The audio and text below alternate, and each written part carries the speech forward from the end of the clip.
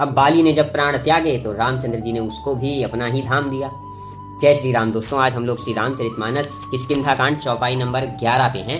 अब जो उसकी पत्नी है तारा, वो व्याकुल हो रखी थी और वो अब जब उसको खबर मिली तो उसने पूर्णतः वैसा रूप बना लिया जैसे ऐसी परिस्थिति में स्त्रियां बना लेती हैं। वे व्याकुल होकर के विलाप करने लगी, रोने लगी।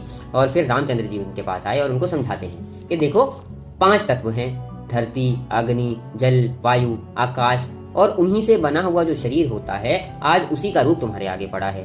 परंतु इसके लिए रोना नहीं चाहिए। जीव तो अमर होता है, ये तो सिर्फ शरीर मात्र है।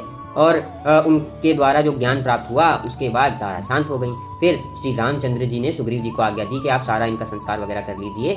उसके बाद उन्होंने लक्ष्मण जी को आज्ञा दी कि अब तुम जाओ और सुग्रीव जी को राज्य दे दो, मैं तो नगर में जा नहीं सकता हूँ वनवास के वचन के कारण। तो लक्ष्मण जी ऐसा ही करते हैं, वे ब्राह्मणों, मुनियों और सारी प्रजा के आगे सुग्रीव जी को का राज्य तिलक कर देते हैं।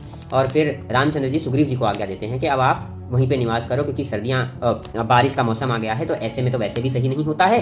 अब जैसे ही ये मौसम खत्म हुआ, आप मेरे काम का ध्यान रखना, राज्य करके मैं उधर पहाड़ी पर वास कर रहा हूँ। और उनके लिए जो गुफा है वो देवताओं ने एक सुंदर सी वातावरण उधर क्रिएट कर दिया था। तो रामचंद्र जी वहाँ निवास कर रहे थे। शिव जी बोलते हैं कि हे पार्वती, देखो ये प्रभु श्री रामचंद्र जी की कृपा नहीं तो और क्या है। जो सुग्रीव डर डर के मारा फिर रहा था, घाव थे, चिंताएं थी, भय था, न जाने क्या था, उसको पल भर में उन्होंने वानरों का राजा बना दिया।